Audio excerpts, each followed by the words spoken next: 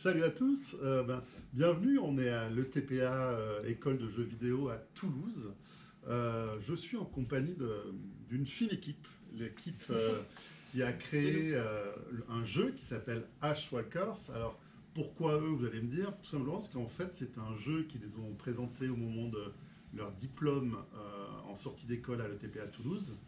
Et ce jeu ou ce concept, c'était encore, j'imagine, à l'état de concept, a suscité l'intérêt de professionnels du jeu vidéo. Et ils ont donc continué l'aventure. Et ce jeu est maintenant disponible 3 ans après, 4 ans après, combien de temps après? 2 ans et demi. 2 ans et demi après. Voilà. Le jeu est désormais disponible notamment sur la plateforme bien connue Steam. Et c'est de ce jeu dont on va parler. On va aussi parler de l'industrie du jeu vidéo à travers cet exemple très intéressant. Et donc, je vais vous présenter les gens qui sont autour de moi. Donc, avec le t-shirt vert, je fais coucou, c'est Tony Dovezan, il est développeur. Hugo Zata, qui est game et UX designer. Vous me dites si je me trompe, hein, c'est possible. Thomas Boyer, avec une chemise légèrement hawaïenne, environment artist. Et Bastien Bagnéris, qui est de l'autre côté. Voilà, et donc qui est aussi environment artist. À ma droite, je vous présente Nero, qui est l'éditeur du jeu, la société, ou la marque plutôt, je sais pas, voilà, ouais. Dear Villagers. C'est ça. Voilà. Avec Nero, on va parler du coup de tout ce qui est commercialisation, diffusion de ce jeu. Et le producteur Hervé Bonin, voilà, qui a eu un flash sur le... C'est lui, on peut dire que c'est toi Hervé qui a eu un flash sur ce concept et qui a dit « Allez les gars, on y va ». Voilà, et donc, donc toi c'est la société Nameless 13, et en fait donc tous les gens qui sont là sont associés dans la société, c'est ça? Oui, c'est bien ça en fait. Oui, alors je vais la faire un peu rapide, mais effectivement, moi je suis toulousain d'origine, j'ai fait mes études à Toulouse, et lorsque j'ai fini mes études, on ne peut pas dire qu'il y a eu beaucoup de jeux vidéo en Occitanie, c'était il y a quelques temps, ça se voit peut-être un petit peu à la bordure. Et donc je suis parti à Paris, j'ai travaillé dans pas mal d'industries, et notamment en jeux vidéo, et mon dernier haut fait d'armes avant Nameless 13, c'est donc d'avoir créé, cofondé Dontnod Entertainment, qui est une société plus connue, quoi. Et puis j'ai quitté Dontnod et je cherchais à recréer une société. Et comme je suis d'Oseville-Tolosane, plus précisément, mes parents sont ici, je suis repassé il y a quelques années ici, et puis j'ai vu qu'une école se créait, donc je leur ai fait signe, notamment, pour leur dire que j'aimerais bien voir ce que faisaient les gens ici dans cette école pour découvrir et partager mon expérience. Et puis effectivement, ils m'ont invité au jury, je suis tombé amoureux d'un projet, mais pas que du projet, aussi de l'équipe. Parce qu'un projet c'est bien, un prototype c'est sympa, mais il faut aussi une équipe pour la faire et la mener, quoi. Et si effectivement il n'y avait eu qu'un projet et pas des personnes en face, on n'aurait sûrement pas commencé à faire la société ensemble. Donc la volonté, c'était de construire une société autour d'un projet avec des personnes et qu'on soit associés ensemble, qu'on fasse cette société ensemble. Moi j'ai mis peut-être 15-20 ans pour réussir à monter une première boîte qui tienne la route avec Dontnod. On a eu beaucoup de chance, beaucoup de travail, 2 ans de préparation avant que la boîte se crée. On a levé des fonds, c'était très compliqué. Et là, je me suis dit peut-être que je pourrais donner un petit coup de main pour que ça aille plus vite dans le temps que ce que j'ai vécu, moi, personnellement. Et donc, ils ont tous dit OK, ou presque. Hein. Et même ceux qui n'ont pas dit OK pour entrer dans l'aventure, ils ont quand même été associés de la boîte, quoi. C'est un peu une volonté, quoi, de faire en sorte qu'un jour, les créatifs, ceux qui ont des idées, finissent par en toucher les fruits. Et ça, c'est quelque chose que je veux conserver et qu'on conservera tous ensemble. Voilà pour la jeunesse, quoi. Super. Il faut que je finisse le tour de table. Hyper bavard. Voilà. On va finir avec Jérôme Mallet, qui est le responsable de la section jeux vidéo de l'ETPA, et donc qui nous accueille ici dans les locaux. Et donc Jérôme, on reviendra sur le rôle de l'ETPA finalement, dans la naissance de cette aventure. Parce que on peut parler d'aventure, non? Je pense que c'était quand même spécial de continuer comme ça dans la foulée de l'école. Tout à fait. Ça a été, ça a été déjà une bonne aventure, et en plus de continuer derrière, ça a encore plus rajouté, on va dire, l'histoire. C'est une opportunité incroyable d'avoir croisé Hervé à ce moment-là. On le remercie. Merci les gars. On va faire des bisous, mais c'est un moment de confession, de déclaration. Donc, parlons est-ce qu'on peut parler un peu d'Ashwalkers? Alors, ça n'avait pas ce nom-là au départ, hein, ça avait un autre nom, c'était Cendre, c'est ça? Ouais. Et donc, quand vous avez créé Cendre à l'époque de l'ETPA, est-ce que vous pouvez ou peut-être ce ce que je propose, c'est qu'on regarde un petit trailer de Ash Walkers et après on présente le jeu, parce que sinon, rien ne vaut des bonnes images.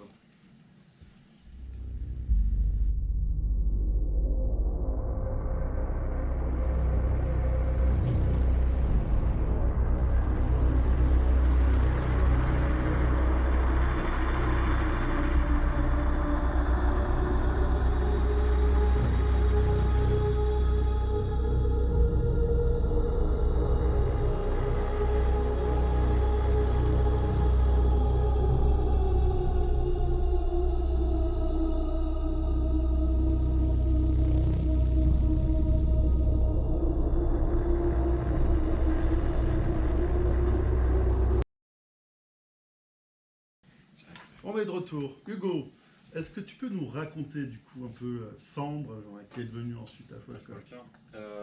Alors c'est un projet étudiant donc à la base qui a été pensé et créé lors de notre 3e année. C'est un projet qui a été créé comme une aventure narrative de survie, c'est-à-dire qu'on s'est beaucoup, toute l'équipe et notre scénariste sont pas mal inspirés de ce qui se faisait dans les livres dont vous êtes le héros, des choses comme ça, très narratives, très drivées par le texte. Et en fait, c'était une envie de créer un projet jeu vidéo qui reprendrait ces principes très textuels et qui permettrait aux joueurs de se plonger dans quelque chose. Donc, en plus, on l'a raccroché avec de la survie pour donner un peu plus d'immersion et une envie d'augmenter la profondeur de tout ça. Et donc voilà comment est né ce projet. Ça ressemblait à quoi le jeu au moment où vous l'avez présenté pour votre diplôme? Il en était à quel stade? Il en était bon, vous m'arrêtez si je veux. Mais, pour moi, il en était à un stade quand même assez avancé. C'en était presque une petite démo de ce qu'on a par la suite fait. C'était beaucoup plus court, il y avait moins de systèmes de gameplay et tout ce genre de choses, mais on avait quand même, je pense, réussi à atteindre une sensation et une expérience aux joueurs, même sur un temps assez réduit comme ça. Hervé, quand vous l'avez vu le projet Moi j'ai tout de suite dit ça doit être le Grand Prix du jury, ça l'a pas été, mais ça c'est pas grave parce qu'il y avait de très beaux projets par ailleurs. Mais tout de suite moi je me suis dit bon bah voilà, il y avait une expérience, il y avait une sensation, il y avait un ressenti, il y avait une capacité à créer un jeu, à le poursuivre, à le prolonger quoi. J'ai senti que moi il y avait une émotion. C'était a priori pas mon type de jeu. C'est le jeu que j'ai essayé en dernier parce qu'il me faisait peur. Et puis quand je l'ai essayé, il était super bien fait. Je ressentais les émotions, j'avais envie de recommencer, de rejouer, de retester, de retravailler. Et je me suis senti immergé complètement. Il y avait plein de références, de projets à côté qui revenaient. Je me suis dit bon voilà, là j'ai un jeu. C'est un jeu, c'est pas juste un proto, c'est un produit. Un produit qui était fini. Donc je me suis dit bah, bravo les gars, super quoi. Et c'est pas venu tout de suite, hein, l'envie de faire un jeu par rapport à ça, quoi. C'était première impression, quoi. Et puis après, les semaines après, bah, cette information-là, cette intuition, bah, elle est restée. Et je me suis dit, bon, bah, ce serait quand même dommage de ne pas en faire quelque chose. Voilà. Et donc, comment ça s'est passé après? Vous avez contacté Et bah, ça s'est passé assez rapidement, en fait. La première rencontre hein, s'est passée assez rapidement. C'est à la sortie du jury. Je crois que j'ai discuté avec l'un des créateurs de la boîte et du projet, Mathéo. Je lui ai dit, écoute, c'est marrant, ton jeu, il m'a fait penser à un univers, à quelque chose que je connais bien, qui s'appelle la Horde du Contrevent, quoi. Donc c'est pas la même chose, c'est pas la même expérience, mais c'était une référence, quoi, pour moi. C'est un ami à moi qui l'a écrit, que c'est Alain Denisio. Et c'est pour montrer à quel point j'étais immergé dans le projet, et il m'a dit, ah ouais, c'est marrant, ça fait partie de nos références sans que ça ait été cité, sauf en ce qu'on s'était dit. En fait, il y avait un ADN déjà dans ce jeu, quoi, qui était riche de plein de références, et ça, c'en était une. Et déjà, on a commencé à discuter, on a trouvé qu'on avait des univers communs. On avait un langage commun, c'est là si on a un langage commun, on peut se comprendre, peut-être qu'on peut arriver à quelque chose. Et après, bah, les mois ont passé, et puis moi l'été j'ai réfléchi, après la présentation, je me suis dit c'est bizarre, pourquoi est-ce que ce jeu me marque? Moi je voulais monter un studio, je voulais faire quelque chose, et je me suis dit bon, bah, il y a peut-être un truc, et je me suis dit est-ce qu'il n'y a pas un business model, est-ce qu'il n'y a pas quelque chose à faire avec quoi? Pas juste t'es tombé sous le charme, un coup de foudre c'est bien, mais c'est pas forcément durable. Donc là j'ai essayé de rationaliser ça, et je me suis dit ouais, il y a un truc à faire. Et donc je suis allé voir, je leur ai dit bah, écoutez les gars, moi je pense qu'on peut monter une boîte, voilà ce que je vous propose, est-ce que vous êtes d'accord ou pas? Et vous, entre-temps, vous étiez où, en fait, après la sortie de l'école? En stage? C'est ça, un stage obligatoire à la fin de la 3e année. Donc on a été tous un peu dispatchés à différents endroits et on n'a pas du tout fait nos stages en même temps aux mêmes endroits, quoi. Et en fait, à un moment, on a eu une opportunité parce que notre jeu étudiant a été nommé à un grand prix à Strasbourg. Ouais. Et du coup, c'était l'occasion pour nous de tous y aller pour Boire des bières. boire des bières, Principalement. présenter notre jeu et surtout voir où ça allait mener et ce qui allait se passer. Et en même temps, ce jour-là, on s'est tous retrouvés, pardon. Ça a été l'occasion de discuter, notamment de Hervé, qui, comme il l'a dit, il avait commencé à discuter avec Mathéo. Donc Mathéo nous avait fait un petit peu son compte rendu, son débrief, il nous a demandé qui était chaud, est-ce que ça nous intéressait ou pas surtout. Et donc c'est de là qu'on a commencé à discuter, qu'on s'est tous un peu projetés de est-ce qu'on a vraiment envie de créer une société de jeux vidéo et surtout de pousser ce jeu, parce que certains peut-être n'avaient pas envie ou avaient d'autres volontés. Et ouais, c'est ce jour-là où donc ça nous a un petit peu débloqué tout ça, et à partir de ce moment-là, on a commencé à tous discuter, et notamment Hervé, où on a plus discuté avec lui et on a commencé à mettre les choses en place. Est-ce que vous pensiez, quand vous vouliez l'école, le TPA, que quelques mois après, vous seriez associé de votre propre société de jeux vidéo? Non, Pas du tout, non. c'était pour nous, enfin pour moi personnellement, mais je pense parler au nom de tout le monde, c'était finir l'école, avoir le diplôme, à faire notre stage qui aurait pu potentiellement apporter des contacts, et après, comme tout le monde, faire des CV, des entretiens et trouver un job chez Ubisoft ou quelle autre boîte, je ne sais. Et non, Hervé a été une magnifique opportunité. Moi, je sais que c'était un de mes rêves d'enfant presque en arrivant à l'école, de me dire à la sortie, je monterai une boîte avec des potes, on fera un projet qui nous tient à cœur, tout ça. Donc je pensais pas du tout que ça serait réalité effectivement 3 ans plus tard, quoi. Jérôme, j'imagine que ça doit être une petite satisfaction, voire une grosse. C'est toujours un grand bonheur. Effectivement, alors déjà, oui, c'est vrai que c'est un projet qui était coup de cœur du jury, voilà exactement le terme, il y a 2 ans. Donc il avait déjà commencé à faire parler de lui à ce moment-là. Effectivement, il y avait un jeu qui répondait aux attentes et il y avait qui a gagné le Grand Prix, et il y avait un jeu qui était, vous savez, cet outsider avec du potentiel, comme dans Rocky. Et, voilà, et qui d'ailleurs, au moment des délibérations jury, je me rappelle, Hervé ne voulait pas quitter la salle sans que ce jeu ait un prix.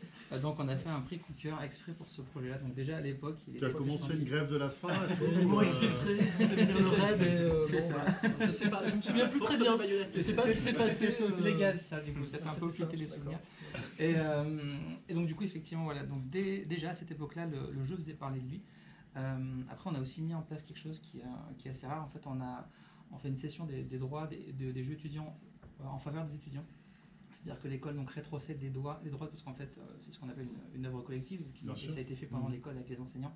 Donc nous, en fait, on leur officialise le passage du bébé pour que derrière, en fait, ils puissent le porter plus loin comme ils l'ont fait.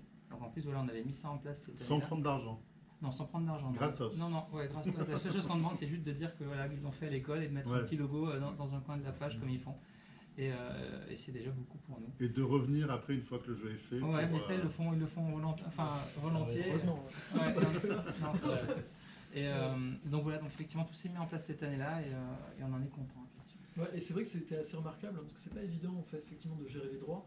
Et pour une société qui se crée, si elle n'est pas en possession des droits, il n'y a aucune discussion possible avec l'éditeur, parce que s'il y a un flou, le moindre flou, pour un projet qui va sortir à l'international, c'est fini, quoi. Tu peux pas négocier, tu peux pas discuter, il n'y a personne qui va mettre un copec sur toi si tu n'en es pas possesseur. Donc ça, c'était très bien parce que ça s'est réglé, mais à une vitesse supraluminique avec le TPA. C'est vrai que Le plus long, c'était traité de signer parce qu'il y avait chacun qui était dans un stage ici ou là.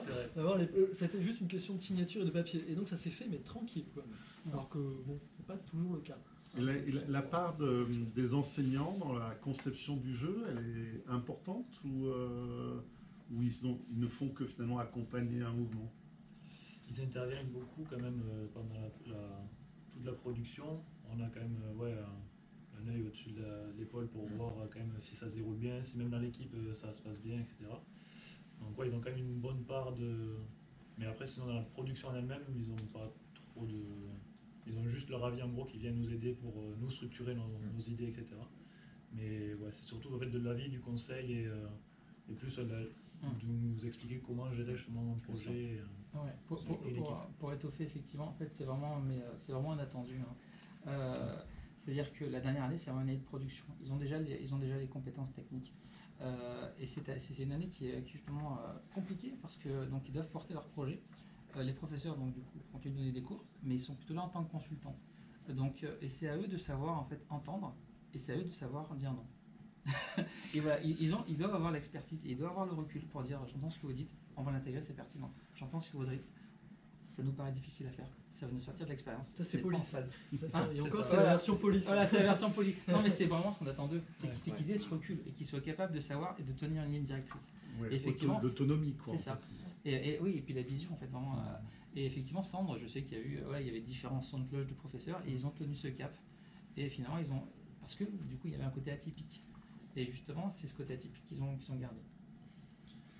Du coup, maintenant, est-ce que vous pouvez m'expliquer un peu comment ça s'est passé après au niveau justement de la création de la société, la gestion? Vous n'êtes pas entrepreneur, tout était nouveau pour vous. Alors, il y a certes la grande expérience d'Hervé, mais et du coup, Hervé, comment ça s'est passé? Tu leur as expliqué? Ça a été. Alors, j'ai essayé d'expliquer, mais c'est vrai qu'il y a des choses que moi j'avais connues et j'ai sûrement mal expliqué plein de choses parce que je pensais que ça me paraissait naturel. En fait, rien n'est naturel dans la création d'une entreprise.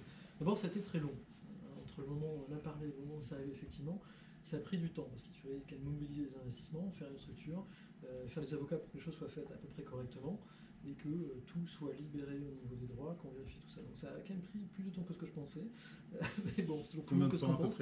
Entre le moment où on a discuté et le moment où la boîte a été créée, effectivement, juridiquement, il n'y a peut-être pas eu 6-8 mois. Quoi. Ouais, je crois bien. 6-8 mois, le temps de libérer les fonds, faire en sorte que ça arrive. Quoi. Et vous avez mangé des pommes de terre maintenant ou comment ça s'est passé? Mais déjà, on avait le stage, Ah, on nous ouais. a bien occupé. Ouais. Vraiment, c'est 6 mois, donc déjà. Ah, ça le a stage bien- est de 6 mois, Ouais. d'accord. Ah oui, donc c'était à peu près. C'est ça, après, il y a eu 2 mois où voilà, on rentrait D'accord. spontanément. Ok. C'était pas- Ouais, je crois que mieux sur le repartir planning, après, sur le planning, j'ai dû être à bout de 3 mois. Quoi. Ouais. À peu près aux 4, je En sais vrai, pas, ouais, c'était c'était- vraiment. Et vu C'était qu'après, prévu. ouais. Mais après, on a aussi on avait décidé de fonder la société en suivant certains jalons plus industriels. Parce que moi, je suis pas très dans le jeu vidéo, mais aussi dans d'autres industries, notamment la réassurance, qui est un secteur super fun. Ah ouais. Et j'ai aussi décidé de faire entrer la boîte dans un incubateur pour qu'en fait, on ait une espèce d'éducation de la région sur ce qui se passait dans le jeu vidéo. Donc, on était une des premières sociétés incubées dans la région par l'incubateur Nubo, qui est à Toulouse, quoi, qui fait normalement beaucoup d'autres valeurs de start-up, et on est rentré parce qu'ils nous ont fait confiance sur le jeu, le produit, l'équipe, mais aussi sur notre vision qui n'était pas juste de faire un coup d'essai, et essayer de se projeter dans l'avenir. Donc ça, c'est... Le but, c'est pas juste créer un coup d'essai, c'est de faire un produit. Après, évidemment, ça passe par le succès, comme toute activité. Il faut que ça marche pour que ça puisse porter ses fruits. Quoi. Donc ça a été très long, mais on a fini par y arriver. Quoi. Et donc l'objectif, c'était que dès que ça commençait, qu'ils aient des salaires, pas que ce soit les boîtes, la misère, ou les mecs, ils font des boulots à côté, et ainsi de suite. Quoi. J'ai essayé de leur apporter un certain confort que moi, j'ai pas toujours eu dans ce que j'ai vécu. Et il y avait déjà l'équipe était constituée ou il a fallu prendre des nouvelles personnes? Alors on a fait un pari qui était de prendre l'équipe initiale. C'est-à-dire que prendre l'équipe telle qu'elle était. Parce qu'il y avait une dynamique qu'on ne voulait pas casser, qu'on voulait faire. Et puis il y avait aussi cette question de droit. Ils avaient tous participé dans la conception du projet, donc ils devaient tous s'y retrouver. Et donc l'objectif, c'était arriver ensemble et le faire. Quoi. Après, on a pris des freelances, des intervenants supplémentaires si on avait besoin. Mais c'était vraiment essayer d'avancer sur cette unité-là. Quoi. Voilà. Après, c'est pas évident parce que moi, j'aurais demandé quelque chose qui est extrêmement difficile. Hein. C'était à la fois d'être salarié et actionnaire. Et c'est pas facile déjà. D'être salarié, c'est pas simple. Et en plus d'être actionnaire non plus. Et donc, voilà, c'est pas évident, quoi. C'est pas facile, et je trouve qu'ils ont été très adultes pour faire les choix, d'une part, sur la création, et aussi sur ce que c'était que la structure. Quoi. C'était une façon de les responsabiliser, en fait, de leur demander d'être actionnaires, en disant...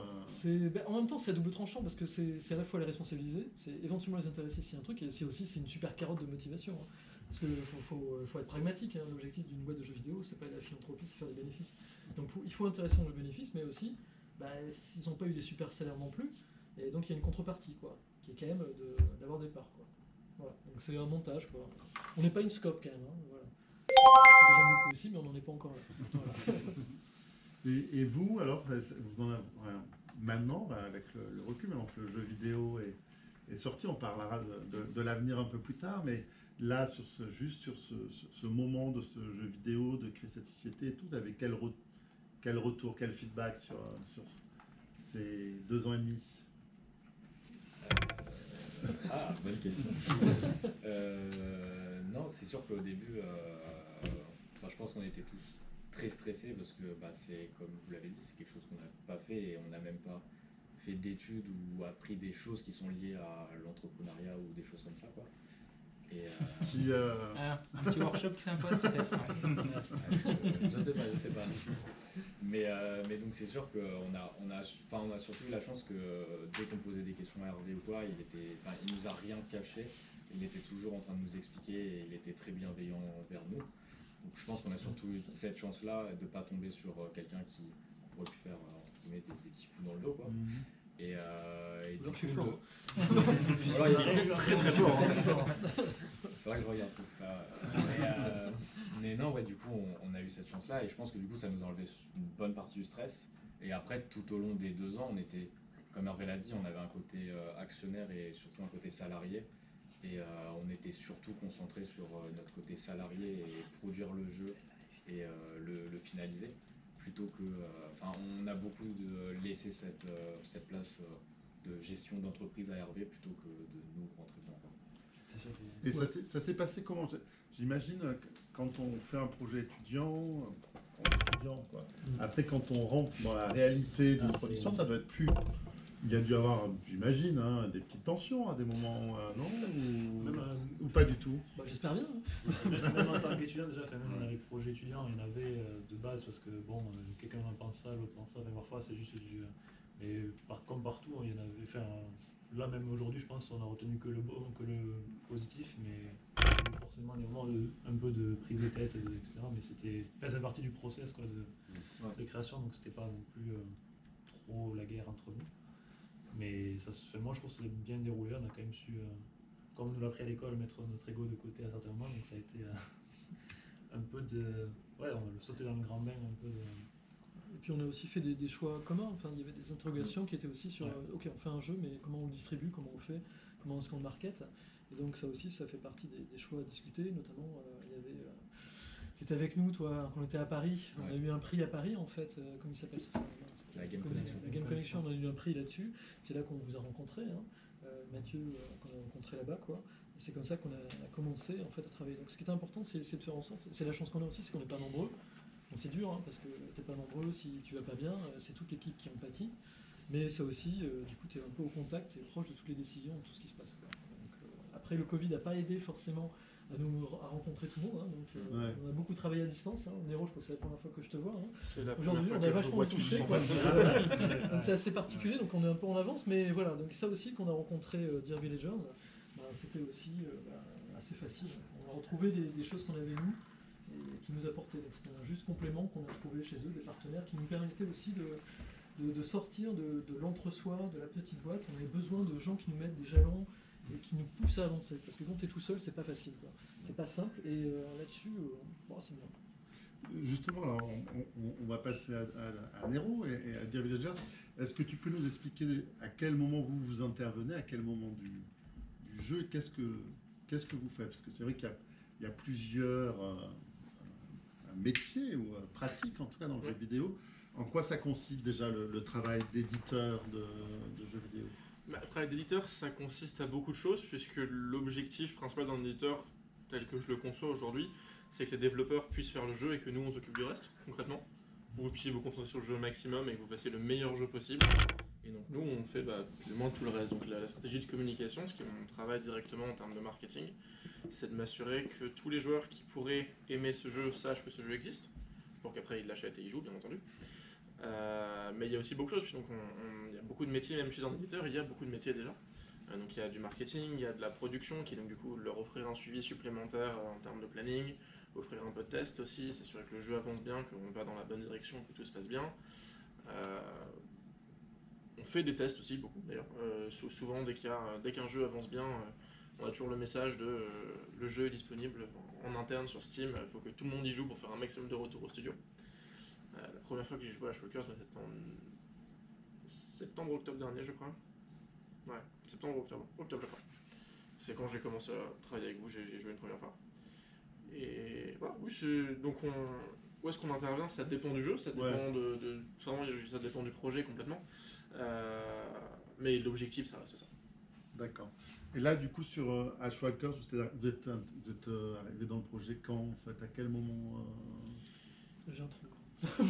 Mieux que moi, parce que ça remonte un C'était petit peu. Ouais. à la C'était fin de la assez tard, pré-prod. hein. Hein. Ouais. C'est à la fin de la pré-prod, c'est-à-dire qu'on commence la production vraiment, quoi. Donc c'est une période sur laquelle on a mis en place à peu près tous les outils, on a stabilisé les mécanismes, et là, dans la théorie, tu déroules.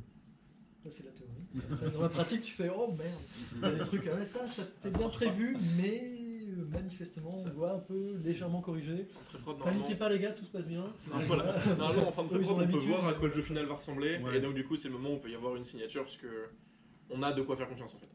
Donc on sait que voilà, Ça on vaut- voit ce qui va Vous arriver avez à le la projet fin, en et main, donc quoi. c'est ça. Vous pouvez vous engager sur quelque chose de... C'est ça. Et du coup, là, sur Ashwalkers, qu'est-ce que vous, en tant qu'éditeur, qu'est-ce qui fait que vous êtes parti sur ce jeu? Alors il y a eu deux choses. La première et la principale, c'est la direction artistique. On a eu un coup de cœur généralisé monstrueux sur l'aspect visuel, l'atmosphère de ce jeu qui est vraiment particulière, qui est unique, vraiment, je n'ai pas vu ça ailleurs. Voilà, qui est vraiment a fait tourner les têtes chez nous, purement et simplement. Et dans un second temps, dans une moindre mesure, c'est aussi on avait travaillé sur d'autres jeux avec des aspects de survie auparavant, notamment Dead in Vinland. Les jeux sont radicalement différents, mais on y voyait quand même un lien logique à faire ces deux jeux-là à la suite, qui sont du coup donc deux jeux avec des éléments de survie et un point de vue narratif très important. Et voilà, c'était vraiment les deux axes principaux. Et simplement, quand il était question d'avancer et qu'on a pu être beaucoup à tester le jeu, on a tous dit « Oh, il est trop bien !» Voilà, on veut. Et c'était une décision assez généralisée. Oui. Et du coup, après, vous, sur la stratégie, on va dire, d'édition, vous l'avez orienté comment par rapport justement à la nature du jeu? J'imagine que vous visez du coup, je sais pas, un certain marché, certaines cibles.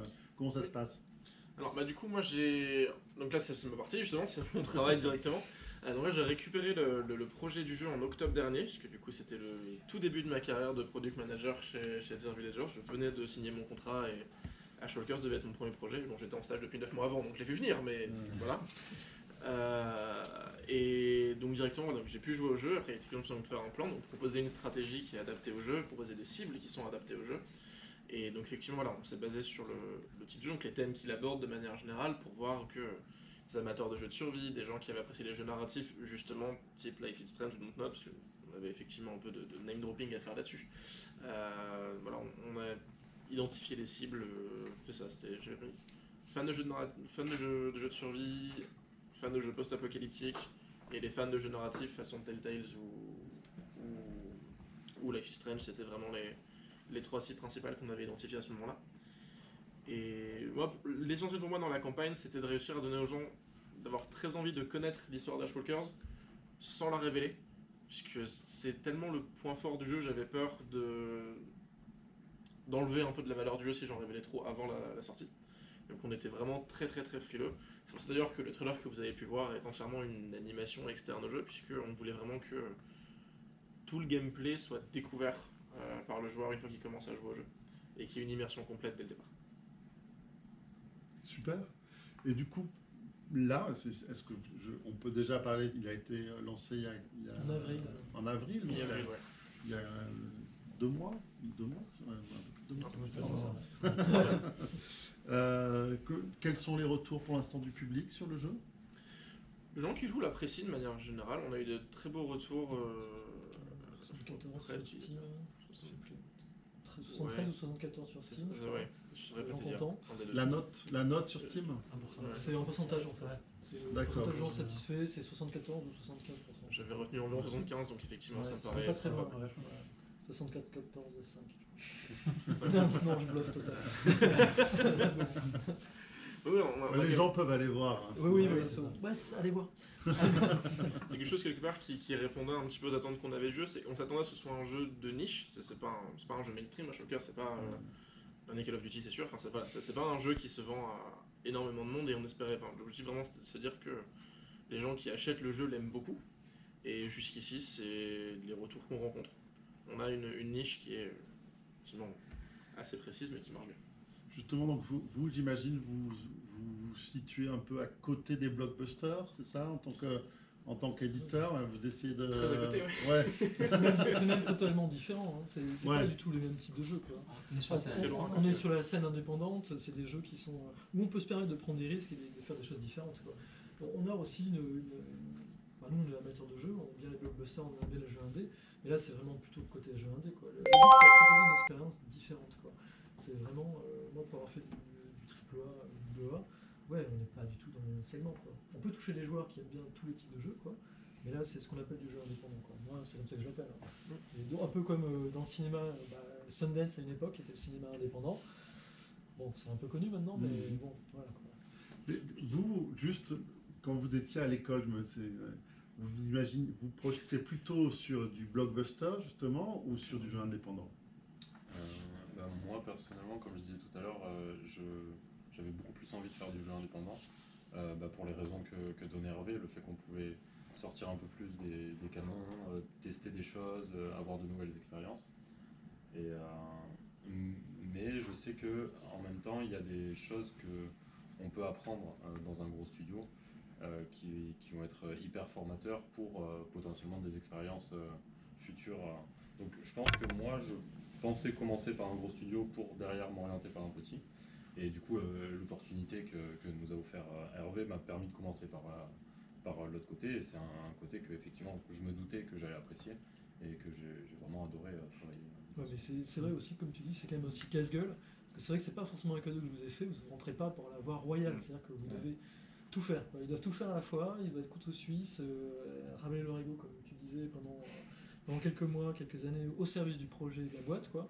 Et donc c'est pas évident, des fois c'est pas mal d'être en soldat aussi. Hein. Des fois c'est plus tranquille d'être en soldat C'est vrai, mais que d'être un peut-être officier, du coup quoi. ils sont sur des tâches, ils sont certes couteau suisse, mais je peux me tromper, je connais pas très très bien l'univers du jeu vidéo. Et du coup ils font peut-être des choses moins répétitives, ils sont moins sur des petites tâches, un peu chiantes si je peux me permettre. Et du coup c'est tout l'intérêt aussi, non, j'imagine. Ça évite la monotonie. Après, il y a quand même les parties pénibles. Enfin, elles sont quand même là aussi, les parties pénibles, on les garde quand même, mais elles sont moins présentes. Du coup, elles sont diluées.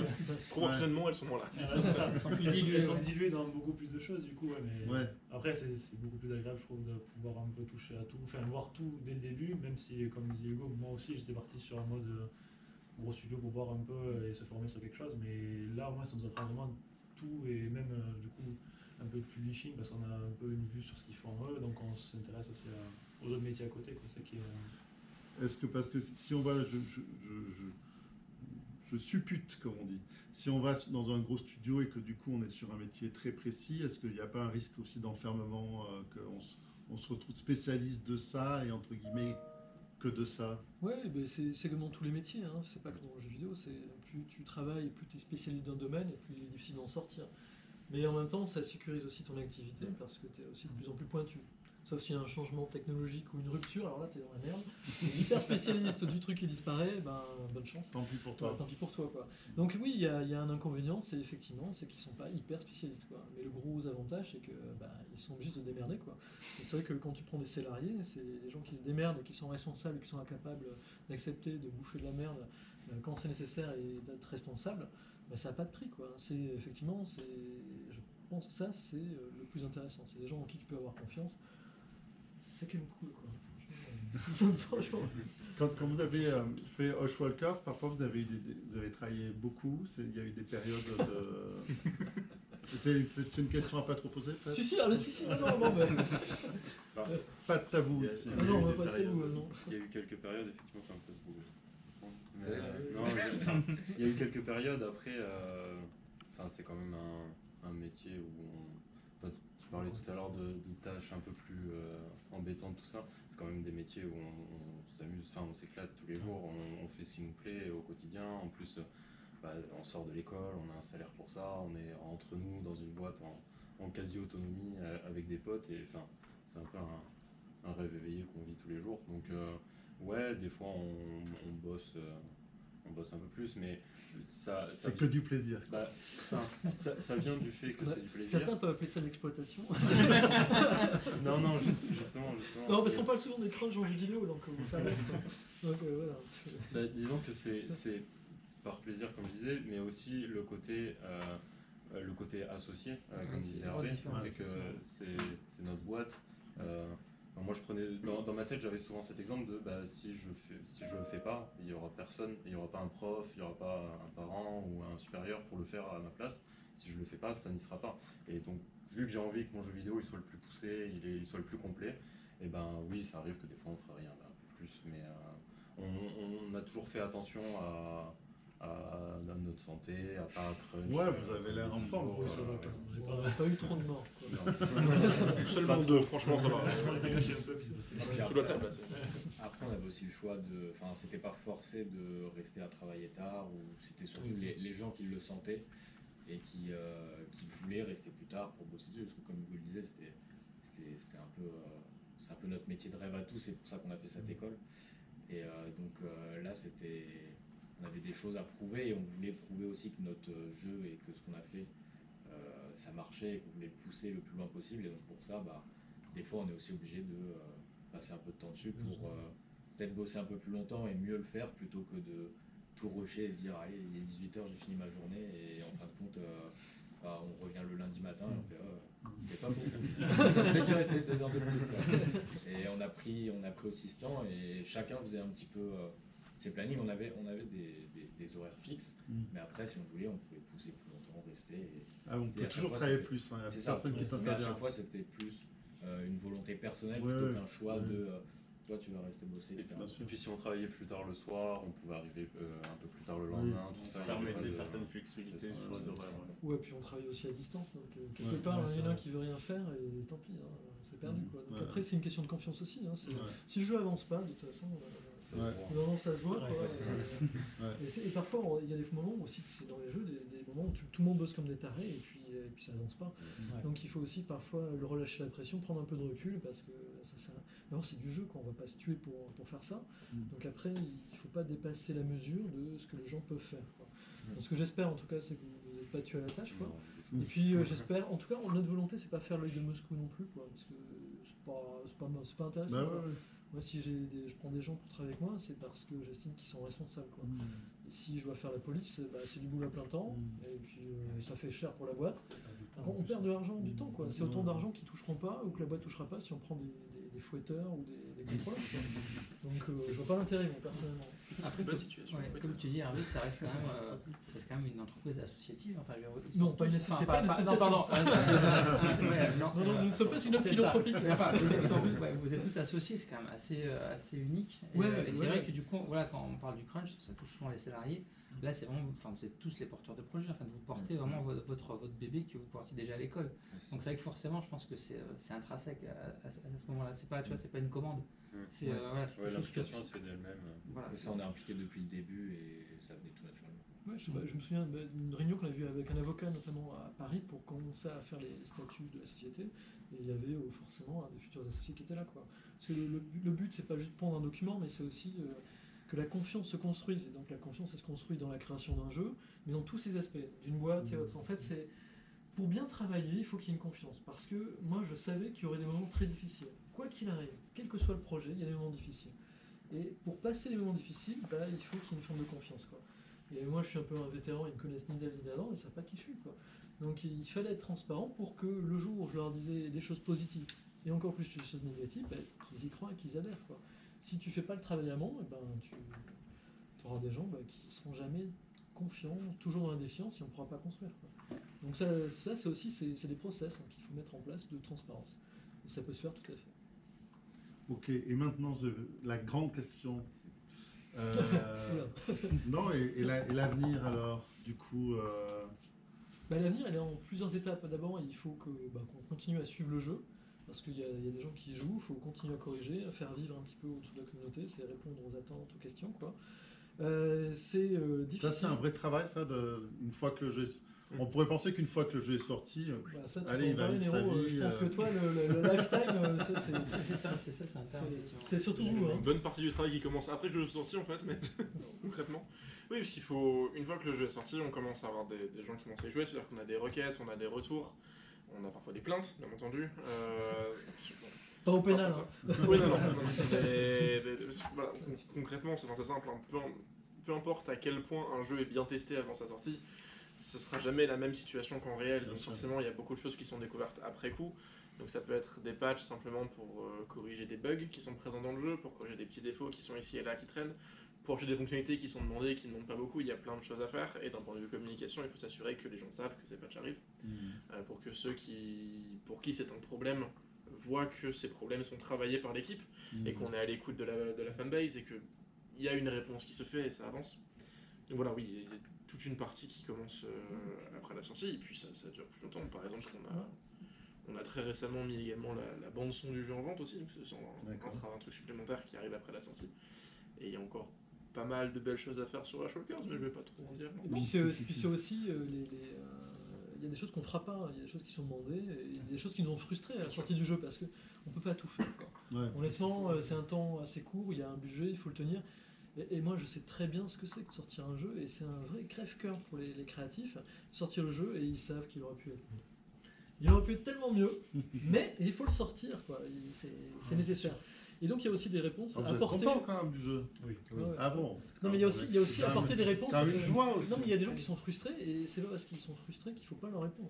Et on peut aussi leur répondre pour dire, ouais, eh ben, effectivement, tu as eu raison. Ça, on l'a pas réussi correctement. On a envie de faire mieux, mais on tient compte de ton avis. Et après, c'est comme ça qu'on progresse aussi dans les prochains jeux, les prochains trucs qu'on fera. Dans ça, quoi. Donc dans l'avenir, on espère faire d'autres jeux, quoi. Mais d'abord, là, il faut respirer. Il faut commencer à repartir sur d'autres choses, discuter avec Dear Villagers et puis reconstruire. Hein. Il y a des idées déjà qui. Ah, il faut pas en parler. Si, il y a des idées, il y a des idées, mais c'est pas facile honnêtement de rebondir, de repartir, c'est pas simple, quoi. Ouais. Donc, et puis il y a les décisions économiques aussi, hein, qui sont assez difficiles. Hein. Pour être franc, moi j'ai un peu réduit la voilure de l'équipe, hein, c'est-à-dire que les gens qui sont là ici aujourd'hui, ils ont accepté pour l'instant ne plus travailler sur les projets parce que il faut que l'entreprise vive et c'est la priorité. Et c'est là aussi, c'est très dur pour cette jeune équipe que je trouve très mûre. Je leur avais dit dès le départ que il risquait d'y avoir des temps faibles. Et là, on est dans un temps faible. Il faut attendre que le jeu se vende suffisamment, qu'on arrive à redémarrer pour refaire une activité. Et c'est là aussi où j'ai affaire à des gens super, c'est que on en a parlé, ils ont compris et on arrive à avancer, quoi. Donc c'est là où je suis très confiant pour l'avenir de la boîte, c'est que voilà, c'est qu'on a réussi à faire des choses. Il y a le jeu, l'aventure, partir d'étudiants à des gens qui commencent à être des entrepreneurs, qui comprennent ce que c'est qu'une boîte, quoi. Et c'est pas un acquis, quoi. Et même si tu fais des formations là-dessus, tu pourras peut-être leur donner ce vernis-là, mais le vivre, c'est tellement différent, quoi. Donc voilà, parce que un de mes buts, moi, c'est rendre ce que j'ai reçu. J'ai eu une chance incroyable et j'espère le rendre un peu de cette manière et qu'on arrive à faire quelque chose de bien. Et je pense que ce qu'on a fait ici, j'espère qu'il y en a d'autres qui le feront, quoi. Et je trouve que ça se fait pas assez, quoi. Donc il faut vraiment faire quelque chose, quoi. Il y a tellement de talents, tellement de super projets que vous faites chaque année. Moi, ça me dépasse de voir tout ce qui n'est pas. Moi, petite anecdote en passant, il se trouve que ma société de production audiovisuelle, donc je ne suis pas dans le jeu vidéo, mais on est à Montpellier dans un lieu où il y a une boîte un peu similaire. Eux, ils sont même. Eux, il n'y a même pas de seniors, entre guillemets. Ils sont 7 associés, 7 anciens d'une école, et ils développent un jeu financé par un investisseur chinois, et lequel est venu à Montpellier, et Anaïs, qui dirige cette petite structure montpelliéraine de jeux vidéo, ils sont 7, maintenant ils sont plus, puisque voilà, le jeu est en pleine fabrication. Elle a dit, ils sont là, si jamais vous avez des projets et tout, on a les investisseurs chinois qui sont là. Écoute, je prends que je veux dire, rendez-vous avec toi, Anaïs, quand tu veux. Anaïs, si Non, tu mais- m'écoutes. Non mais voilà, ce que je veux dire, c'est que c'est un... Oui, il y a un champ de possibles. C'est Les régions, déjà au niveau régional, au niveau national, effectivement, tout ce qui va être aide et accompagnement Ouais. fleurit allègrement depuis quelques années. Et en on a France, la volonté. là-dessus, on a une chance incroyable parce que on a quand même pléthore d'aides, de subventions qui sont pas toujours faciles à mobiliser, mais qui existent, quoi. Et donc ça, c'est un truc aussi que j'ai apporté à l'équipe, c'est que j'avais connaissance de tous les chemins et les conduits qu'il y avait, quoi. Et c'est vrai que moi, j'apporte un tampon de sérieux qui est voilà, j'ai déjà travaillé, j'ai déjà fait des jeux, j'en ai sorti. Et ça ouvre vraiment les portes, quoi. Là, vous avez eu des aides sur... Ouais. On a été aidé par le CNC, on a été incubé par Nubo, donc qui est un incubateur de la région, le TPA qui nous a aidés, hein, parce qu'il a formé les gars, mais ils ont aussi joué le jeu. Vous nous accompagnez pas seulement pour la session des droits, mais c'est aussi quand les gars avaient des questions à poser, ils pouvaient revenir ici, poser des questions, quoi. Et puis on a des rapports vraiment cordiaux, quoi. Donc voilà, et Dear Villagers aussi qui nous a donné la chance de lancer le projet. Enfin, je me souviens des rendez-vous qu'on a eu avec Francis, le patron de The Villagers, quoi. Ça s'est fait de toute façon assez magique, quoi. On va discuter à Montpellier, on discute, machin. Et Francis dit bon, bah ok, donc c'est bon. Moi, j'ai pas retenu qu'il a dit ok, c'est bon. Et puis j'attends une semaine ou deux, puis je te rappelle, je fais alors en fait, ouais, le contrat, tout ça, quand est-ce qu'on avance, quoi. Il dit mais non, mais c'est bon. Ah mais j'avais pas compris, t'avais dit c'est bon. Mais tu vois, c'était organique, c'était facile, quoi. Alors certes, c'est un métier, c'est bien structuré, ils sont hyper pros, mais malgré tout, on a la chance de travailler dans un milieu où ça peut se faire de façon sympa, quoi. Sympa, business, pragmatique, quoi. Donc en fait, c'est quand même un business qui est cool, quoi, franchement. Et puis s'il y a des Chinois, s'il y a plein de gens qui investissent aujourd'hui dedans, c'est qu'il y a des multiples, quoi, colossaux, quoi, qui se font sur ces entités-là, quoi. Donc c'est vraiment pragmatiquement, voilà, c'est nécessaire que la France investisse dans la société, qu'il y ait des aides et subventions régionales, parce que derrière, ça va générer du chiffre, quoi. On fait quasiment que de l'export, quoi. Vos chiffres, je pense, ça va être 90% l'export. Oui, c'est pas. Ouais. Voilà, c'est ça. Et c'est quand même, Je sais pas, mais c'est dans tout ce là, ouais. ce qui est investi là-dedans, c'est quand même pour nos écoles et nos étudiants, c'est quand même assez magique. Je sais pas si en France il y a assez d'entreprises qui peuvent accueillir tous les étudiants qu'il y a, quoi. Je pense qu'il y en a plein qui partent à l'étranger, quoi. Donc c'est autant de choses qu'on crée pas en France, quoi. Donc à ma mesure, j'essaye de faire en sorte que les talents d'école, quoi. Ouais, je suis super bon. Ouais, Oui, mais tu parles bien, donc ça va. il faut écouter les anciens, comme on dit, hein. Ça, c'est moins sympa. On n'est pas si loin, à mon avis. Donc du coup, on n'en sera pas plus sur la suite, hein. On ne sait pas si vous allez Bon, faire... on va rester dans l'indé, quoi. Et ça, Ouais. Mais sur un autre jeu plus probablement ou sur ouais, celui-là. je pense. Ouais. Après, il y a plein de choses possibles, mais pour l'instant, oui, on part sur un autre jeu, on verra, quoi. Un autre univers. Tu sais, les idées, c'est facile d'en avoir, hein. Le plus Ouais. dur, c'est les réaliser et faire quelque chose avec, hein. Franchement, intéressant. des idées, moi j'en ai plein, dans tous les domaines, hein. Moi je veux faire un cyber-État, j'en ai marre des démocraties actuelles. Je veux faire un gouvernement mondial, une cyber-state et tout, quoi. Ok, J'ai plein d'idées, hein. Ouais, c'est parti. Mais après, le réaliser, c'est autre chose, quoi. Puis il y a des mecs qui vont peut-être pas être d'accord, hein. Dans certains pays, il y a des mecs, je crois, qui sont pas... Là, si pas c'est hyper au ouverts. niveau mondial, on est sur du triple A largement là. Ah ouais, mais Elon, je te kiffe. Mars, c'est pas loin. Et vous, c'est quoi vos envies pour la suite? Bonne question. Continuer à travailler dans le jeu vidéo déjà. Ça, Ouais. c'est ça. Continuer dans ce milieu-là, ouais. Si Avec possible. Nameless 13 ou Ben, on verra, enfin, Bah, en dans- fonction de... Dans un futur, pourquoi pas, c'est ce que... Nous préférons ne rien dire pour l'instant, c'est quand non, bah, vas-y, en fait. C'est qu'on en discutait, comme Hervé l'a dit, pour des raisons financières. Bah oui. On a dû se séparer de certains, dont moi notamment. On fait partie des scénarios.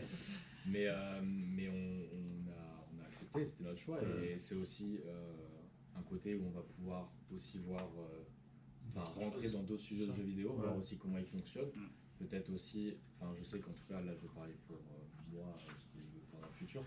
J'ai plus l'envie de rentrer peut-être dans un plus gros studio pour aussi peut-être me former, m'aider, m'apprendre aussi des techniques que en étant tout seul, j'ai pas pu acquérir entre guillemets, et m'aider à m'améliorer, et que pourquoi pas pour, comme on a déjà parlé, pour de futurs projets, si un jour il y a des besoins et étant donné qu'on est toujours associé, on saura toujours ce qui se passe dans l'espace de notre société.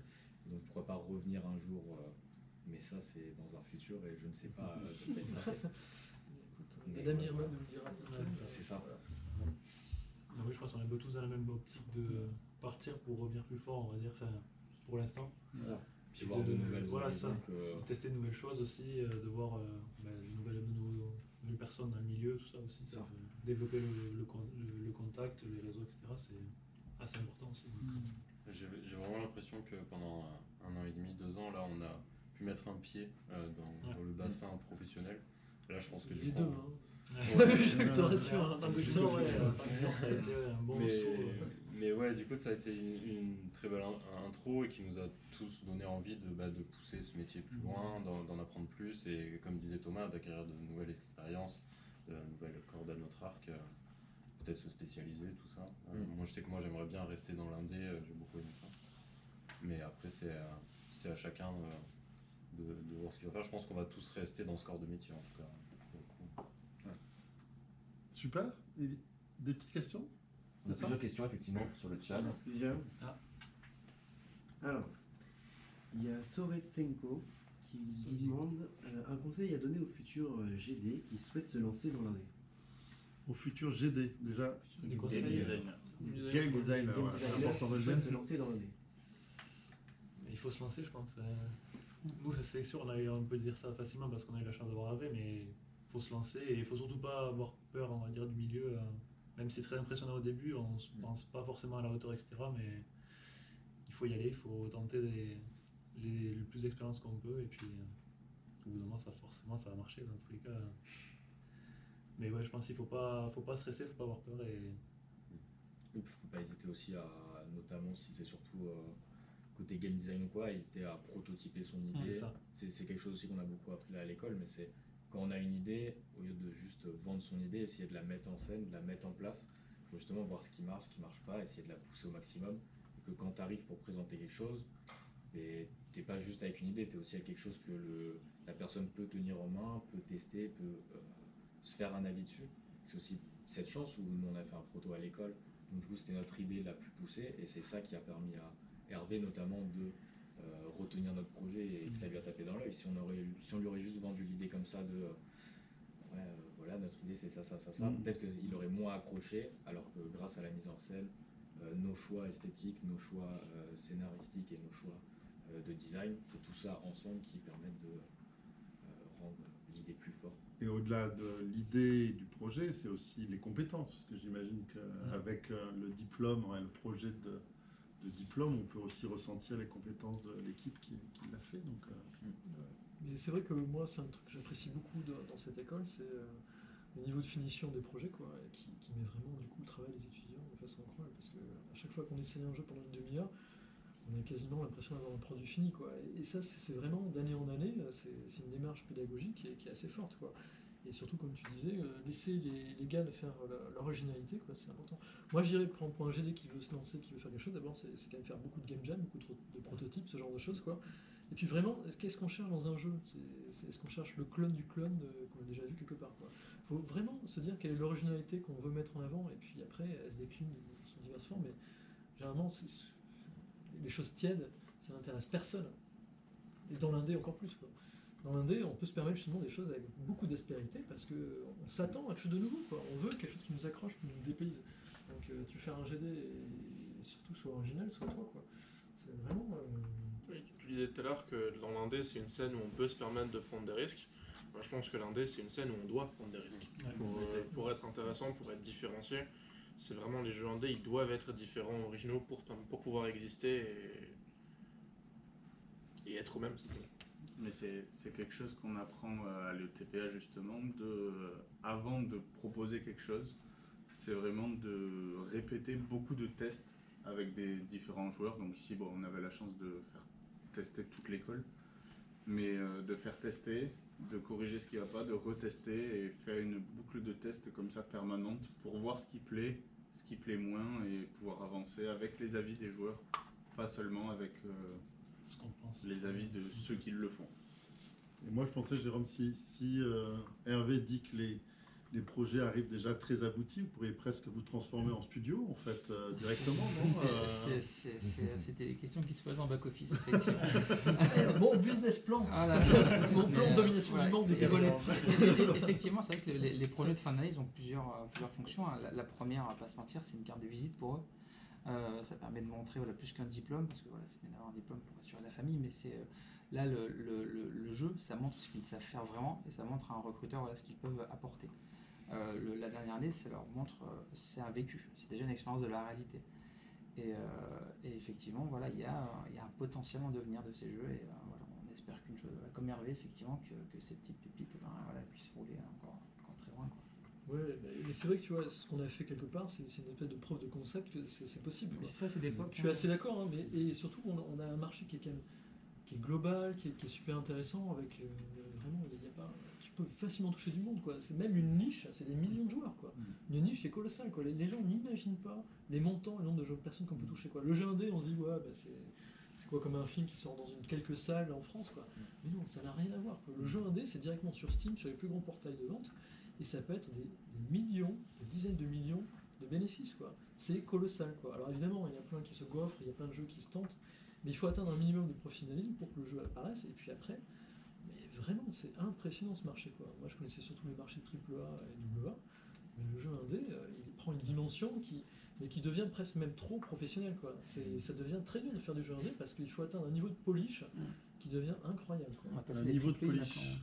De finition, D'accord. c'est que les contrôles soient parfaits, que tous les retouches, tout D'accord. soit lisse, que l'expérience soit propre, hyper clean, et que même si tu as pris un parti pris très fort, il faut que l'expérience soit facile, cohérente, et que ce soit un ensemble, quoi.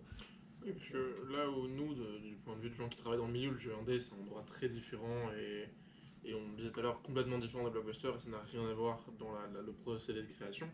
Pour le joueur, au final, un jeu vidéo, c'est un jeu vidéo. Et alors certes, généralement, le jeu indépendant, ça va être un jeu vidéo moins cher, donc c'est quelque chose de plus court, avec moins de contenu, et peut-être un peu moins de finition que les gros jeux AAA auxquels il est habitué, mais s'il prend un petit jeu à côté, il cherche quand même un jeu vidéo terminé, complet, fini, et donc ça implique une accessibilité qui peut être difficile à atteindre. On va peut-être prendre d'autres questions s'il y en a. Il y a Astad Panda qui demande qu'est-ce qui vous a amené à faire du jeu vidéo? J'aime bien le jeu vidéo. Ce qui me concerne, ça s'arrête là, c'est pas vraiment ça. On m'a donné un ordinateur. Une fois. Non, mais globalement, même si c'est une blague, c'est un peu ça, quoi. Enfin, en tout cas, moi personnellement, c'est que depuis enfant, le jeu vidéo, c'est une passion. J'adorais jouer aux jeux vidéo, c'est là où j'ai les meilleurs souvenirs avec mes amis, c'est des parties en ligne où on fait que rigoler parce que qu'est-ce qu'on joue, c'est trop marrant, etc. Et à un moment, est arrivée l'année de terminale et je me suis posé la question de qu'est-ce que je voulais faire plus tard. Et c'est là où j'ai commencé à regarder pourquoi ce que j'aime bien et ce qui me fait le plus rigoler et qui me passionne le plus, quel métier il y a dedans. Donc c'est là où j'ai commencé à me renseigner et puis surtout sur les écoles, est-ce que ça existe des écoles qui proposent des jeux vidéo. Donc j'ai vu un peu tout et rien, j'allais dire, de ce qui se faisait dans les écoles de jeux vidéo. Et après, je suis tombé sur le TPA. Quand j'ai fait Comme une évidence. En fait, c'est plutôt qu'en allant aux journées portes ouvertes, ça apporte quand même pas mal de choses et ça permet de discuter avec les élèves qui sont vraiment sur place, vu que c'est eux qui te font visiter. Et c'est là où j'en avais déjà visité 2-3 écoles avant, pas spécialisées jeux vidéo et certaines spécialisées. Et c'est vraiment là, le TPA, où j'ai eu le petit déclic où je me suis dit, cette école, ça me paraît d'être ce qui colle le mieux à ce que j'ai l'idée de ce que je veux faire plus tard et de comment j'ai envie d'être formé, entre guillemets, comme si j'avais pas non plus la science infuse dans ce domaine-là, quoi. Et donc du coup après c'est entretien et puis t'es pris, t'es pas pris, etc. Et quand t'es pris, t'es content, quoi. Et Tony, Hugo? Alors moi c'est marrant parce que je suis pas du tout un grand joueur, enfin j'étais pas, ça a changé. Mais quand je suis arrivé à l'école, en fait moi je savais pas trop ce que je voulais faire, j'avais envie de faire de la création artistique. Et donc en fait je suis arrivé à Toulouse avec mes parents, une semaine de portes ouvertes. Et j'ai fait plusieurs écoles en fait à Toulouse, des écoles d'art plastique, des écoles de cinéma d'animation, tout ça. Et en fait c'est, comme disait Thomas, j'ai discuté avec des professeurs de l'ETPA pendant les portes ouvertes. Et en fait je me suis rendu compte de la puissance du jeu vidéo et du multimédia qu'il propose. Quand on fait un jeu, il va falloir qu'on fasse de la musique, du cadrage, de l'animation, quelques plans comme dans de la bande dessinée, des trucs comme ça. Et en fait, c'est cette multitude de métiers, de multimédia en fait, qui m'a donné envie de m'y intéresser. J'aime beaucoup apprendre et du coup, j'ai l'impression que c'est un domaine où je pourrais continuellement apprendre des nouveaux métiers, de nouvelles choses, tout ça. Et donc moi, c'est devenu une évidence en arrivant à l'école. C'était pas un rêve d'enfant. Tony? Moi, alors, à l'inverse de Thomas qui est arrivé ici direct après le bac, je me suis d'abord orienté vers des études purement informatiques, parce que j'ai été baigné dans l'ordinateur depuis tout petit. Et c'est quelque chose qui me passionnait énormément. Et j'ai commencé donc des études d'ingénieur informatique. Et en fait, dans cette école, il y avait un club, je dirais, ou plutôt une asso qu'on avait montée à l'école, spécialisé pour faire des jeux. Et en fait, ça m'avait énormément plu, tellement que j'ai arrêté l'école avant pour me renseigner sur... Enfin, je m'étais renseigné sur les métiers du jeu vidéo, et j'ai arrêté l'école justement pour rejoindre le TPA. Et même avant le TPA, j'ai fait une mise à niveau en art appliqué pour être encore plus baigné justement dans tout ce qui est jeux vidéo. Donc j'avais déjà le côté informatique par mon ancienne école, et je me suis du coup imprégné de tous les secteurs du jeu vidéo grâce à la mise à niveau, et ensuite à l'école qui en 3 ans nous apprend quasiment tous les métiers du jeu vidéo. Et Bastien, hein, toi, c'était un gamer? Un peu, mais à la base, j'étais pas parti non plus pour devenir game designer. Je savais pas trop quoi faire, donc on m'a dit fais bac S, comme ça, moi, t'as tout vu, j'ai fait bac S.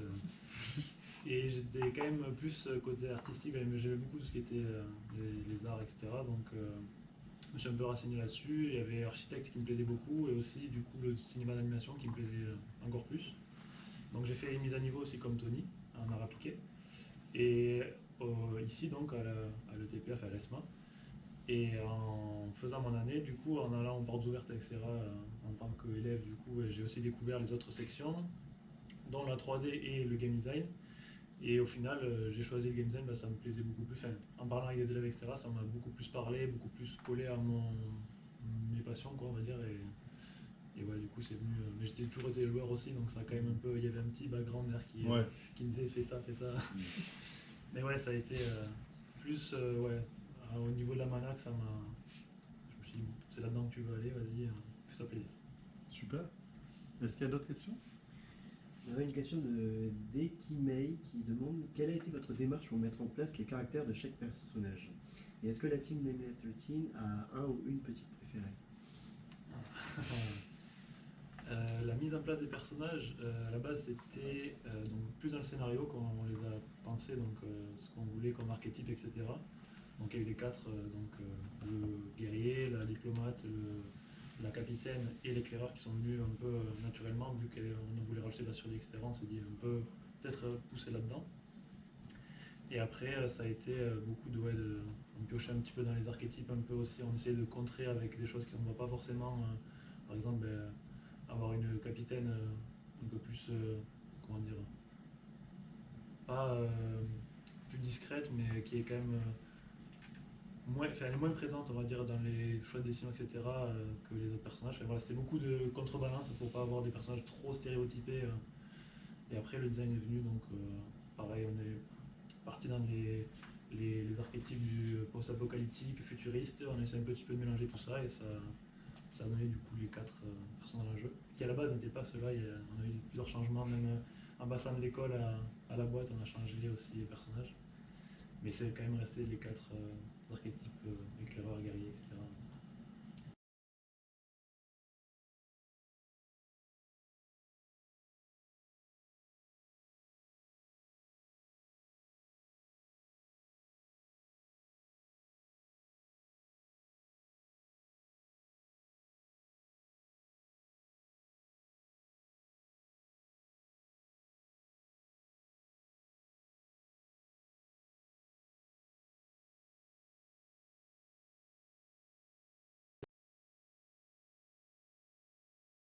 Ça aurait été Petra du coup. Est-ce qu'on a d'autres questions? Oui. On a une question toujours de Dick Kimei qui demande quelle est la feature qui vous tenait le plus à cœur de mettre dans le jeu final? La feature qui me tenait le plus à cœur, ouais, je pense l'exploration, comme dit Hugo. En fait, à la base, on avait un gameplay très, très textuel qui collait beaucoup, comme on disait, au livre dont vous êtes le héros. Et en fait, en cherchant à vouloir imager et à rendre ce jeu plus immersif, on a un peu tapé dans plusieurs directions. Et une des grandes directions qui nous a bien aidé à avancer, c'est ce qu'on a appelé l'exploration dynamique, mais c'était en fait l'idée que, à la base, nos personnages ne se déplaçaient pas dans un monde en 3D. Et en fait, cette feature a été assez longue et assez complexe à mettre en place, mais nous a permis après de travailler cette exploration, de la découverte sur les chemins, sur le level design, des nouveaux environnements, tout ça. Ce qui aurait été peut-être plus rapide à faire en illustration, car à la base c'était un jeu qui se faisait plan par plan, mais qui aurait peut-être donné un côté un peu moins interactif, cinématographique au résultat final. On a eu un petit souci technique, et du coup on a loupé la réponse sur votre préféré en fait. Personnage préféré, donc si vous voulez Mon personnage préféré, donc c'était Sin, je crois, Nero Sin, Thomas Sin aussi. Moi je donne Nadir. Hugo c'était Nadir avec Tony et moi c'était Kali. Ok, Voilà. suivant. Après, je sais pas si dire, Il y a une autre question de Erupto qui demande comment se sont passées les négociations pour avoir des financements, comme avec le CNC par exemple. Alors c'est pas des négociations en fait, c'est des dossiers à déposer. Et puis ton dossier il est sélectionné ou il n'est pas sélectionné. Mais voilà, c'est pas du tout des négos. Hein. Les négos, c'est quand tu veux discuter avec un publisher, avec un éditeur, mais l'État n'est pas là pour négocier en fait. Hein.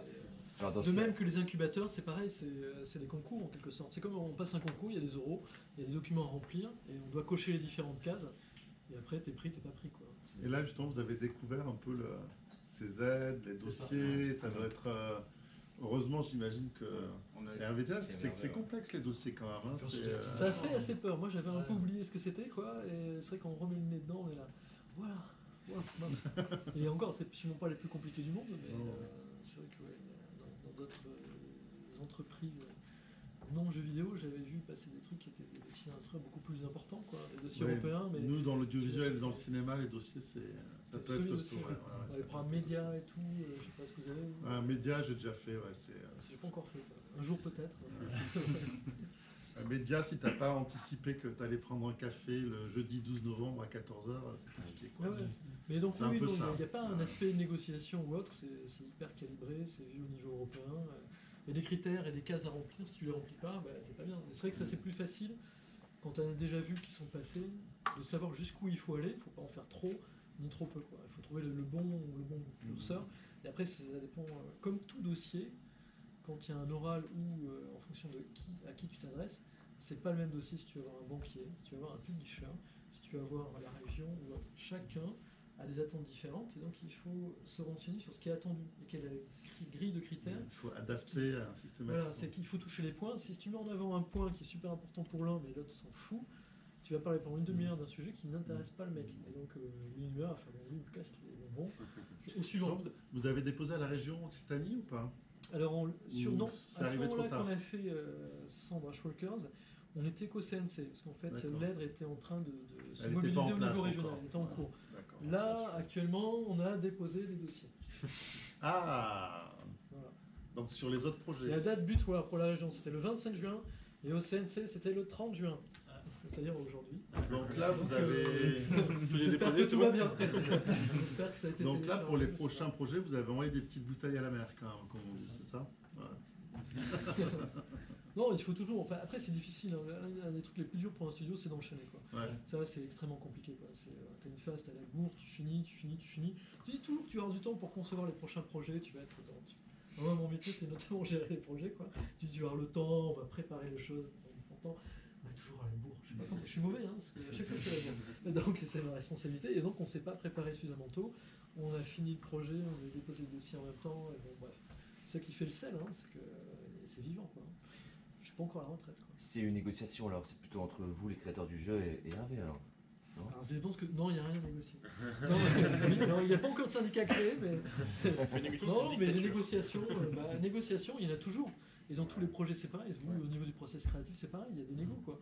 Après, par contre, dans toute activité, il faut qu'à un moment donné, il y ait une capacité à trancher, quoi. À couper et à décider. C'est nécessaire. Et par contre, il faut le dire dès le départ. C'est-à-dire, si tu commences à faire preuve d'autorité alors que c'était pas connu, là, tu es un dictateur. Parce que tu inventes de nouvelles règles qui n'ont pas été communiquées. Et là, c'est plus la négo, c'est le diktat. Donc la négociation, il y a des règles, c'est comme la démocratie ou tout autre type de gouvernance. Il faut définir des règles, les expliquer, et si elles ne sont pas bien expliquées, c'est que tu ne fais pas ton taf. Quoi. Donc ça, ils vont me dire, les gars, pas en direct, on en parle après. De votre point de vue, c'est bien passé alors? Oui, très bien. Ouais, non, ça a été, Vous me direz après la fin du live. On entend leur caméra. Je peux sortir si vous voulez. Autre question. Nous avons une autre question de Deki May qui demande y a-t-il une feature qui n'a pas été gardée pour le code final et que vous auriez aimé mettre en place? Oui, pas gardé, je pense qu'il y en a eu. Une. Beaucoup. Ouais, rien qu'à l'école, on avait pensé certaines qui ont été éliminées. Là, encore, même avec les tests et tout ça, on a encore enlevé. Enfin, une feature. Une grosse qui n'a pas été mise, je dirais, ce serait le craft. Oui, Ouais. c'est vrai. Ouais. Le craft d'objets, du coup, combinaison, en ouais. ramassant certains objets, de pouvoir crafter, enfin fabriquer des objets plus importants qui n'a pas été gardé. Et pourquoi ça n'a pas été gardé? Manque Mettre en de place, temps, c'est- manque Après, de ça, c'est aussi un choses. impact sur la durée du jeu, parce que si tu veux faire du craft, il faut le faire bien, il faut qu'il y ait suffisamment de C'est ça. diversité. Ça... Faut que ce soit pertinent, que ce Faut soit. plus un de truc, ça, Ouais. Donc c'était beaucoup d'efforts pour. Ça aurait pu être fait, hein, mais ça serait tombé à plat dans l'échelle du jeu, quoi, je pense. que ça Oui, aurait et pu, puis on s'est posé des questions de est-ce que c'était vraiment C'est nécessaire, ça. alors que notre expérience principale c'était quand même le narratif et le texte. Donc il y a beaucoup de questions comme ça qui se posent tout au long de la prod et qui font qu'effectivement il y a beaucoup de choses du petit carnet initial qui ont été enlevées. Mais bon, c'est pour le bien du projet, c'est pour pouvoir finir mieux chacune des features qu'on garde et que celles-ci soient bien pensées pour toutes interagir les unes avec les Vous autres. gardez ça pour la suite, pour le numéro 2 peut-être. Pour un autre projet. Si ça s'y prêtait. Je sais pas. Tout est possible. Une autre question? On avait une autre question de Dude Hill qui demande est-ce que ce serait une bonne nouvelle de vous faire acheter par une grosse boîte de jeux vidéo? Combien? Écoute, Les chiffres. non, la bonne nouvelle, c'est que ça pourrait être une bonne nouvelle, ça veut dire que ta boîte a une valeur et quelque part tu as réussi, et c'est à dire qu'on aurait tous accompli nos missions, quoi. En ce sens-là, ce serait une bonne nouvelle. Après, moi, ce que je disais aussi à l'équipe, c'est qu'un de mes objectifs, c'est que quelque part, c'est que cette boîte, elle dure, elle vive, ce serait une bonne opportunité, mais surtout, c'est que ça nous donne les moyens à chacun de vivre nos délires. Je pense que vous avez chacun fait ces écoles-là pour à un moment donné faire vos projets. Vous êtes mis au service de ce projet-là et de la boîte, mais un des deals, un des buts, c'est que effectivement chacun ait les moyens de partir dans ces délires. Moi, par exemple, j'ai plein de délires et certains sont difficilement finançables. Sauf s'il y a une énorme boîte qui me Comme propose le un gros gouvernement mondial. chèque. Ouais, mais ça, j'en ai parlé, j'en dis trop là. Oui, bon. Non, mais c'est vrai qu'un des buts, J'ai c'est vu que les drones à la fenêtre depuis tout à l'heure. non, mais un des buts, effectivement, Deux, trois snipers. c'est que, effectivement, c'est une boîte, quand tu la crées, il faut te poser la question au départ. Qu'est-ce que tu veux en faire, quoi. Mais là, le but, c'est pas forcément de se faire acheter, quoi. Le but, c'est déjà c'est que la boîte, elle vive par elle-même, de ses propres ressources. Et je trouve qu'il est un peu trop tôt pour se faire acheter, quoi. À la limite, s'il y avait des investisseurs pour prendre des tickets dans la boîte, je dirais pas non, quoi. Mais pour l'instant, honnêtement, un mec qui me propose aujourd'hui d'acheter la boîte en entier, je dirais non, là, t'as pas compris. on est Il y a pas des prêt. gens qui veulent te donner de C'est l'argent, quelque chose ils qui se peuvent passe te pas, donner de l'argent. Ça, il n'y a pas de Ouais, jamais de mais problème. aujourd'hui, la boîte, quelqu'un me l'achète en intégralité, je dirais tu fais une erreur parce qu'on n'est pas prêt. Ouais. On n'est pas encore assez structuré, on n'est pas encore assez senior, il faut que la boîte grandisse et qu'il y ait une récurrence, quoi. Autant investir sur un projet la boîte pour qu'elle se développe et qu'elle grandisse, là ça vaut la peine. Mais venir pour m'acheter la boîte, ben, je veux bien, hein. Mais je pense que stratégiquement ce serait une erreur, quoi. Puis même l'indépendance et tout, on perd aussi beaucoup de notre choix, enfin notre. Pas forcément, t'as tout type d'investisseurs, t'as des Ouais. gens qui viennent et Oui, tant que c'est tout va sûr, bien, ouais, ils ne vont ouais. pas s'inquiéter, quoi. Oui, ça, Mais, c'est sûr. Oui, non, après, t'achètes une boîte qui En général, le rachat, il y a quand même une petite manise dessus après. Potentiellement. Ouais, voilà. Ouais, Oui, c'est potentiel toujours, mais Ça dépend du rachat. c'est ça. Ouais. Est-ce qu'il y a d'autres questions? Moi j'en ai une pour toi Jérôme. Toi qui s'est occupé de ces petits jeunes là, ça fait combien? 3-4 ans déjà maintenant? 3 ans. 3 ans? Est-ce que tu as senti un changement chez eux là Tu vois? Bah, alors, figure-toi que c'est assez rigolo. Alors, moi je suis arrivé en fait à l'école quand ils partaient. Hein. Donc je les ai vus vraiment sur le dernier mois. Hein. Et c'est assez rigolo parce qu'en fait je les ai beaucoup accompagnés après en fait sur tous les salons, sur tous les prix. Ouais. Du coup voilà, j'arrivais même des fois avant eux pour faire les installs. Et ils arrivaient comme des touristes au début, tu vois, tranquillement, dans la poche comme des célébrités. Vous vous rappelez de Strasbourg? Et- J'étais là. Ah, Ouais, il y a ouais, des à 6h du matin, j'y avais personne à part moi. Et finalement, du coup, voilà, il y a cette maturité qui s'est construite. Et maintenant, tu vois, quand on parle d'investissement ou d'autres, voilà, ils te parlent comme des pros parce que voilà, il y a des objectifs. Maintenant, ils sont dedans. On n'est plus dans le rêve maintenant. On est dans du concret et ils se battent pour le faire. Et ça, c'est touchant. Ouais, ça va être un beau motif ce de, petit changement. motif de fierté. Il vous manque Jérôme? Ouais. On a la chance de le voir encore. Ah, Ça va. mais oui. Ah, vous avez encore des contacts réguliers donc avec l'école? Oui, quand même. Ah oui, bien sûr. Ouais. Donc, je vais Oui, faire des non, on n'est concours. jamais loin. Si jamais on a des questions, même juste pour passer voir Ouais. comment ça se passe, etc. Ok. C'est la maison. Ouais, oui, c'est- Et peut-être une dernière question qui s'adresse à vous les gars, avec un peu de recul. Est-ce que cette vie de créateur de jeux, parce que c'est ce que vous êtes, hein, on peut dire ça, des créateurs de jeux vidéo, ça correspondait à ce que vous imaginiez quand vous êtes entré dans l'école? Pas du Ou est-ce qu'il y a une grosse Mais déception, moi, plus ou moins de déception ou... Pas de déception, des illusions. mais enfin, c'est juste que je connaissais pas forcément le métier dans toute sa globalité, donc c'était des trucs que je savais pas. Enfin, la somme de travail déjà. Et tu t'étais pas projeté Ouais, ça, oui, ça. sur ce que ça pourrait être? Puis j'avais une vague idée de ce que c'était, mais ce qu'on lit dans les articles ou quoi, enfin, c'est des trucs juste très. Des métiers assez obscurs pour le. C'est ça, ouais, c'est pas encore très visible, donc, mais pas de mauvaise surprise pour le coup. Mais c'était, ouais, c'est beaucoup de nouvelles, nouveautés, etc. On en apprend chaque jour, donc c'est ça aussi qui est cool dans le métier, c'est que. Donc vous êtes plutôt content jusqu'à maintenant de... Ouais, oui, Comment totalement. ça se passe? Ouais. Ouais. Vous arrivez à en vivre encore ou pas? Bah, pas tous. Oui. Certains sont un peu en stand-by, C'est c'est ça, ça, ouais. entre... Non, mais sinon, oui, après. Mais ça bouge en tout cas, vous êtes occupé. Oui, clairement. Ouais, c'est ça. Oui. Ok, c'est cool. Bon bah je crois qu'on a fait le tour. Il n'y a plus de questions. C'est bon? Bon, bah super. Ils n'ont plus qu'à se dire merci. Ouais, moi, je vous dis merci en tout cas. Merci à vous. Et c'était super. Moi, je suis pas un gros gamer, donc j'ai aussi appris des choses. Donc, vraiment merci. Et je ne sais pas si on essaiera de raconter la suite, enfin, par peut-être le site de l'ETPA, ou Oui, bien sûr. donner des actus sur cette, Ah bah oui, sur bah là, cette c'est superbe aventure. Je pense que c'était qu'un chapitre. Voilà. On espère. Ah, voilà. Et à très bientôt, du coup. Merci. Merci à vous. Au revoir. Au revoir. Merci à tous, au revoir.